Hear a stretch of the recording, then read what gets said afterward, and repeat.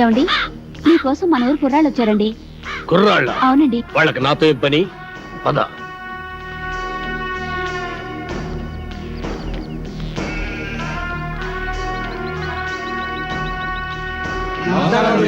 నమస్కారం. ఏంటిలా వచ్చారు?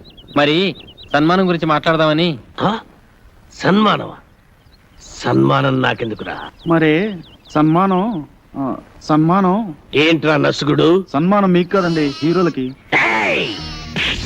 చించుతా. ఈ ఊళ్ళో సన్మానం జరిగినా సత్కారం జరిగినా ఈ బాంబుల పుల్లారెడ్డికే జరగాలి. అది కాదండి, మొదటిసారిగా మన ఊరికి నలుగురు పెద్ద హీరోలు వచ్చారు కదండి. వాళ్ళు మన ఊరికి రావడమే పెద్ద విశేషం. అందుకే మిమ్మల్ని అడిగి వాళ్ళకి సన్మానం చెయ్యాలని ఆ కుర్రాళ్ళ ఆశ. అలాగా, సరే. హీరోలకు సన్మానమా? చెయ్యండి, బాగా చెయ్యండి. నా ఫుల్ సపోర్ట్ మీకుంటది. సోదర సోదరిమణులారా, మెగాస్టార్ చిరంజీవి గారు, యువరత్న బాలకృష్ణ గారు, యువ సామ్రాట్ నాగార్జున గారు, విక్టరీ వెంకటేష్ గారు మన ఊరికి రావడం నిజంగా మన అదృష్టం. వీరికి సన్మానం చేయడం అభిమానంగా మన బాధ్యత. ఇది మన ఊరికే గర్వకారణం. ఇప్పుడు హీరోల సన్మాన కార్యక్రమం ప్రారంభం కాబోతుంది. అభిమానులందరూ వరుసగా వచ్చి తమ హీరోల మెడల్లో దండలేసి సత్కరిస్తారు.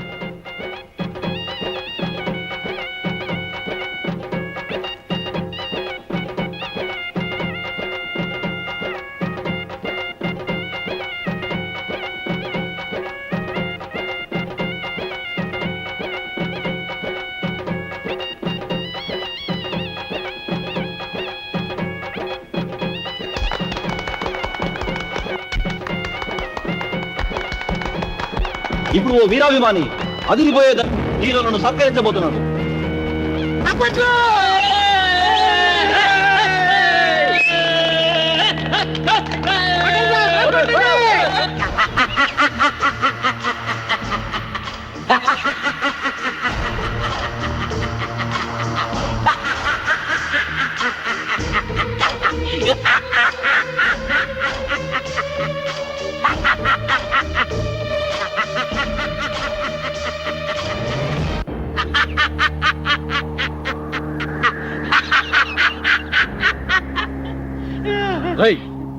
నువ్వు ఇక చావలేదా? చచ్చినా చావలేదు. నేను చచ్చానని చెప్పుకుంటూ బతుకుతూ మిమ్మల్ని అనుక్షణం చంపుతూ కలకాలం కాకిలా బతుకుతా. నువ్వు బతుకుంటే మేము మనశ్శాంతిగా బతకలేవురా. అందుకే అప్పుడు చావని వాడిని ఇప్పుడు చంపుతాం. భూమి మీద ఎవడైనా 2 సార్లు వస్తాడా? ఈ పిచ్చి ఒకసారి చావనప్పుడు రెండోసారి చంపక తప్పదు. ఎవడు చెప్పాడు నేను చచ్చిపోలేదని? నేను గత నెల 5వ తారీఖు చచ్చిపోయినట్టు గవర్నమెంట్ నాకు సర్టిఫికెట్ ఇచ్చింది. ఇదిగో జిరాక్స్ కాపీ. కాదు, అది డూపు సర్టిఫికెట్. ఇలాంటి అబద్ధాలు చెప్పావంటే నీ బక్కెలేనా కొడతాను. వంశోద్ధారక, తగ్గు. నువ్వు నిజంగా సమరసింహారెడ్డి లాగా లేచిపోతే మీరు టాప్ హీరోస్ కాదు, డూప్ హీరోస్ అన్న సంగతి ఊళ్ళో చెప్పాల్సి వస్తుంది. వస్తా.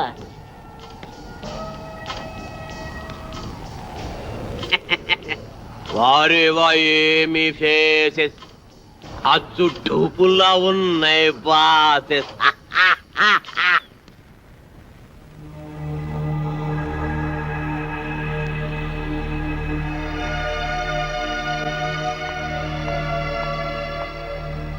హలో, ఏంటి ఇక్కడ కూర్చున్నారు? ఏంటి అదోలా ఉన్నారు? అదోలా కాదు, దిగాలుగా ఉన్నా. గుబులుగా కూడా ఉన్నాం. ఎందుకు? మమ్మల్ని ఇక్కడి నుంచి డిశ్చార్జ్ చేస్తున్నారు కదా, అందుకు. ఇంకా పేషెంట్స్ గానే ఉండాలని ఉందా? చూడాలని ఉంది. అదే, ఇక్కడ మంచి మనుషులను వారి మమతల రాగాలను చూస్తుంటే ఇక్కడే ఉండాలనిపిస్తుంది. కానీ మీరు మమ్మల్ని ఇక్కడి నుంచి పంపించేస్తున్నారుగా. మిమ్మల్ని పంపిస్తున్నది మా ఊరి పెద్దల ఆతిథ్యానికి మాత్రమే, ఊరు నుండి కాదు. మీరిక్కడే ఉండాలన్నదే నా కోరిక కూడా. మీరు సాధించాల్సిన సత్కార్యాలు ఎన్నో ఉన్నాయి.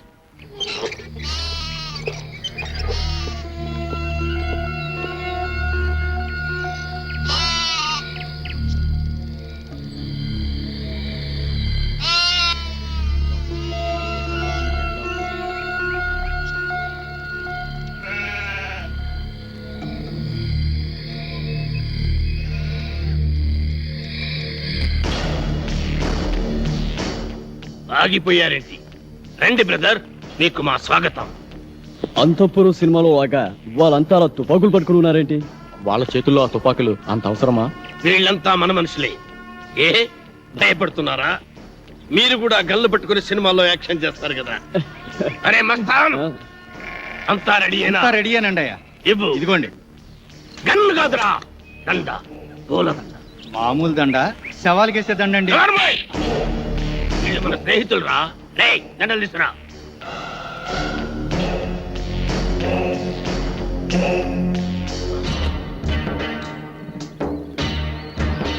రండి. థ్యాంక్స్ అండి. Thank you. అవును, మిగతా ఇద్దరు ఎక్కడ? మేమిద్దరం ఇక్కడ, వాళ్ళిద్దరూ అక్కడ. అక్కడ అమ్మాయి ఇక్కడ అబ్బాయి అంటారే అలా. ఏయ్, నాకిదేం నచ్చలా. ఆయన ఆడేవుడండి మధ్యలో. ఆడింటికిద్దరు నా ఇంటికిద్దరు రావడానికి ఇదేమో సినిమా అనుకున్నావా? రాజకీయం, రాయలసీమ రాజకీయం. అబ్బే అదేం కాదండి, ఈ ఊరు పెద్దలు మీరు. మిమ్మల్ని ఇబ్బంది పెట్టకుండా, బాధ పెట్టకుండా మేము ఈ నిర్ణయం తీసుకున్నాం. నా పేరు భానుమతి అండి. నేను మీ అభిమాన్ని. మీ ఇద్దరు సినిమాలంటే నాకు చాలా ఇష్టం. రే పున్నయ్య, హీరోలకు దిష్టి తీసి బ్యాగులు తీసుకెళ్ళి లోపల పెట్టు. అలాగే బాయ్యా. ఎంత ముద్దు వస్తున్నాడు. ఎంత బాగున్నాడు. మీకు అభ్యంతరం లేకపోతే మీతో ఫోటోలు దిగుదాం అనుకుంటున్నాను. అలాగే. ఆమెకేంటి, మీరంటే మాకు కూడా ఎంతో అభిమానం. అందుకే ఫోటోగ్రాఫర్ ని పిలిపించారు. ఫోటోగ్రాఫర్, చూస్తావేంటి? ఫోటో తీ. కమాన్, అందంగా తీ.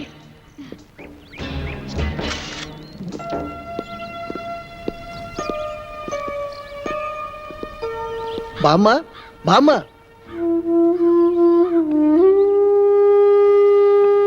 ఎవరు బాబు? మేం బామ్మ సినిమా హీరోలం. నమ్మనవుడు వచ్చాడా బాబు? వాడు రావడానికి వీళ్ళేనంత బిజీగా ఉన్నాడు. పండక్కి తప్పకుండా వస్తానన్నాడు బామ్మ. యాళ్ళకేమన్నా తింటున్నాడా బాబు? వాడికి రాజభోగం. ఖాళీ దొరికినప్పుడల్లా నీ గురించి చాలా గొప్పగా చెప్తుంటాడు బామ్మ. వాడి మధ్య ఓ పెద్ద వేషం వేసి అందరి ఆశీస్సు అందుకొని ఎవరికి అందనంత ఎత్తుకెత్తుకుపోయాడు బామ్మ. మేమందరం కలిసి వాడికి పూలదండలు కూడా వేశాం బామ్మ. పోనీలే బాబు, వాడికి ఏ కష్టం లేకుండా చల్లగా ఉంటే అంతే చాలు. వాడికి ఏ కష్టం లేదమ్మా. సినిమా స్వర్గంలో మహారాజులాగా ఉన్నాడు. అవును బామ్మ. నాకు తెలుసు బాబు, నా బంగారు కొండ, నా మనవుడు ఎప్పటికైనా మహారాజు అవుతాడని. ఆ దేవుడు చాలా గొప్పోడు బాబు. అవును, వాడికి ఎప్పుడు ఆ దేవుడు తోడుగానే ఉంటాడు. వాడు ఎప్పుడు ఎక్కడున్నా నీ గురించి ఆలోచిస్తుంటాడు బామ్మ. వాడికి నువ్వంటే చచ్చత్త ప్రేమ బామ్మ. వాడికి వచ్చిన మొదటి జీతంతో నీకు ఈ చీర పంపించాడు బామ్మ.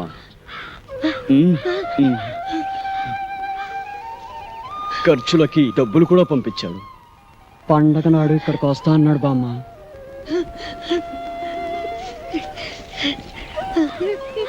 పండక్కి నువ్వు ఈ చీర కట్టుకుంటే చూడాలని వాడు ఎంతో ఆశపడుతున్నాడు బామ్మ. నా మనవుడు నాకు డబ్బు పంపించాడా? నా మనవుడు నాకు చీర పంపించాడా? చూసారా, వాడికి అన్ని పనులు ఉన్నా మర్చిపోకుండా నాకు చీర డబ్బు పంపించాడు. నాకు చీర పంపించాడు. వచ్చే రావాలమ్మా, నాయుడమ్మా, సమ్మక్క, సారక్క, నా మనవుడు రానన్నాడు కదే, నా మనవుడు రానన్నాడు కదే, ఇప్పుడు పండగకు వస్తున్నాడట. చూడండి, నాకు చీర డబ్బులు పంపించాడు. నా మనవుడు చీర డబ్బులు పంపించాడు. నా మనవుడు పంపించాడు. రండి రండి, నా మనవుడు నా కోసం చీర పంపించాడు. పట్టు చీర. చూసారా, డబ్బు కూడా పంపించాడు.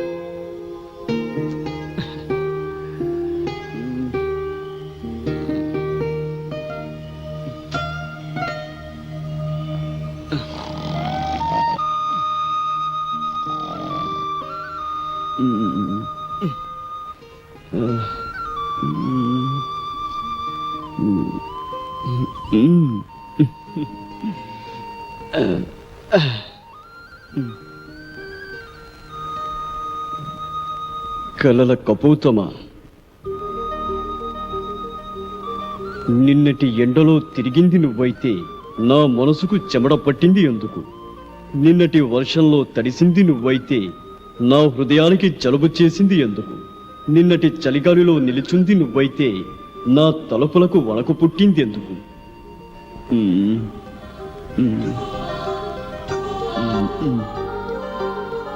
నువ్వు నడిరాత్రి కలవా, నడిసంద్రపు అలవా, నడిసొచ్చిన శిలవ, ఎవరని నిన్ను పిలవను, ఎలా నా ప్రేమను తెలపను?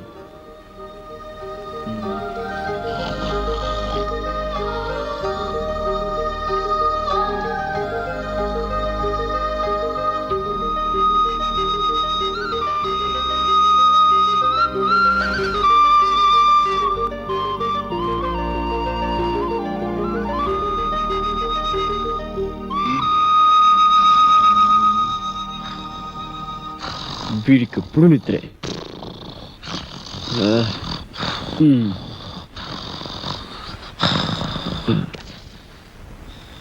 రేపు ఉదయం వెన్నెలను కలుస్తాను. నా గుండె గొడును విన్నవించుకుంటాను. ప్రేమలో విజయం సాధిస్తాను.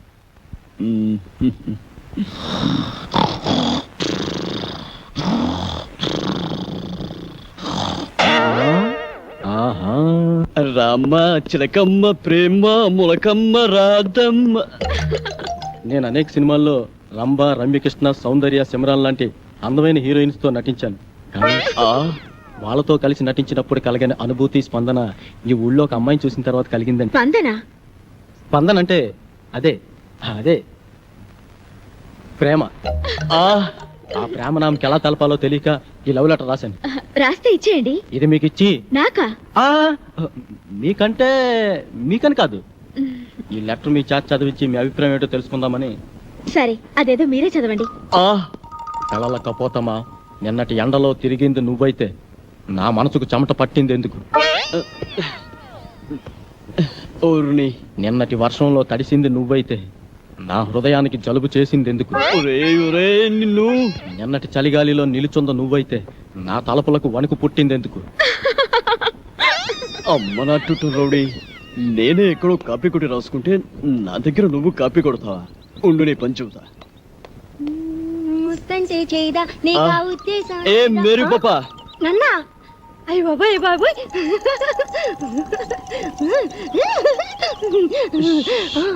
వీడు నువ్వు నడి రాత్రి కలవా, నడి సంద్రపు అలవా, నడిసొచ్చిన శిలవ, ఎవరని నేను పిలవను, ఎలా ప్రేమను తెలపను? విన్నావా? లోపల నీకోసం విక్టరీ వెంకటేష్ వీకెండ్ బ్యాటరీలో ఎదురు చూస్తున్నాడు. నిన్ను తెగ ప్రేమించొస్తాడు అనుకో. నిన్నే నీ మీద తనకుండే ప్రేమను ఎలా తెలియజేయాలో తెలియక ఓ బుల్లి లవ్ లెటర్ రాశాడు. అది నీ ముందు చదవడానికి భయపడి కాదు సిగ్గుపడి లోపల డాక్టర్ చదివి వినిపిస్తాడు. నువ్వు వెళ్ళు, నువ్వు వెళ్ళాలంతే, నువ్వు వెళ్ళు.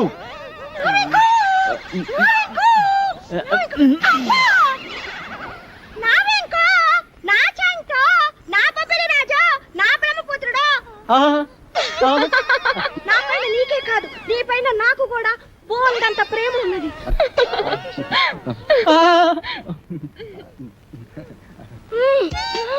ఇలా వస్తుంది ఏంట్రా బాబు? ఏంటే ఆ చూపేంటే, ఆ షేకింగ్ ఏంటే? అయ్యో అయ్యో అయ్యయ్యో, నీకు ఇదేం పోయి కలవే? అలా చూడద్దే.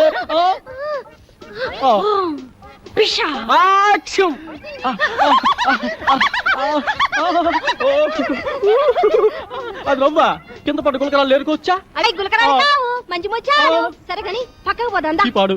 నేను అలాంటి వాడిని కాదు. అయినా ఎవరైనా చూస్తే బాగోదే. ఇక్కడ ఎవరు లేరు కదా. వదలవే, వదలమంటుంటే సూర్యకాంతానికి చెల్లెల్లా, కల్పనారాయికి అక్కలా ఉన్నావు. నా శీలాన్ని దోచుకుని సీమంతం చేసుకోక అత్తో. నిన్ను నిన్ను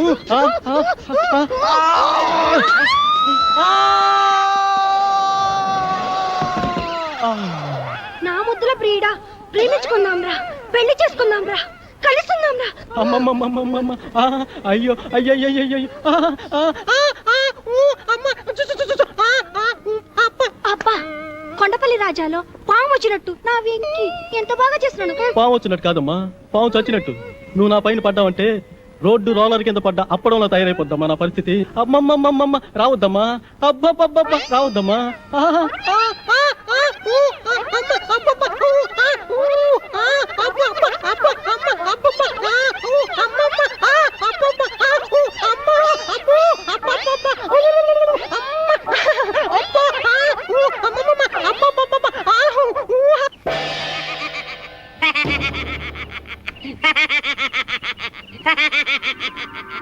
ఏంటి ఎన్నెలని ప్రేమిస్తున్నారా? అయినా ఆకాశంలో జాబిలమ్మని పున్నమరైతుని ఎన్నెలని ప్రేమించందెవరు కృష్ణబాబు? నేను ప్రేమిస్తున్నది ఆకాశంలోని వెన్నెలని కాదు బాబాయ్, డాక్టర్ వెన్నెలమని. ఆ భలేవారండి, మీరు మతుండే మాట్లాడుతున్నారా? మనసుండే మాట్లాడుతున్నాను. ఇదిగో ఇలాగే ఓ ప్రేమ పిచ్చడా వెనకాల పడితే కత్తుల నరసింహారెడ్డి వాడి కాళ్ళు తీసేశాడు. కాలే కాదు, నా శరీరాన్ని ముక్కలు ముక్కలుగా నరికినా ప్రతి ముక్కలోనూ ఆమె ప్రతిరూపమే కనబడుతుంది. నాది పవిత్ర ప్రేమ. ఏయ్, ఈ కూతురు కూడా కూర్చుంటే ఈ పాటి నా తోట పేలేదు. మీరు నా పేరుడు హీరో కనుక వదిలేస్తున్నా. అయినా డాక్టర్ అమ్మా లవ్లో లటక్కున పడే మనిషి కాదు, కానీ ఓ చిన్న వీక్నెస్ ఉంది. ఇప్పుడు ఇప్పుడు నా అభిమానం అనిపించుకున్నావు. ఆనందంగా చెప్పు, ఆటోగ్రాఫ్ ఇస్తా. ఆ డాక్టర్ అమ్మకి ఆ ఏడుకొండ సామెట మహాపాన. రోజు గుడికెళ్ళి ఆయన దండం పెట్టాకే హాస్పిటల్కి వస్తుంది. నువ్వు టెంకాయ తీసుకొని ప్రత్యక్షమవు. ఆ ఎన్నెలమ్మ తుంబ బంకలా నీ కతుక్కపోతుంది.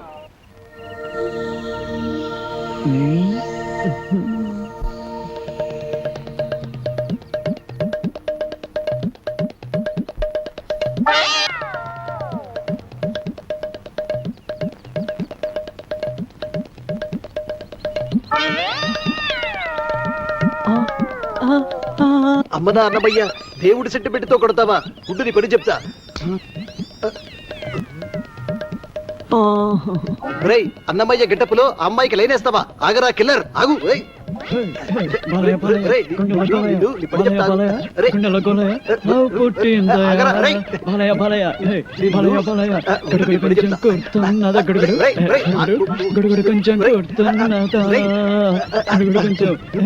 పట్టుకుంటే అయిపోయావరా? నీ పని అయిపోయినట్టే ఈరోజు.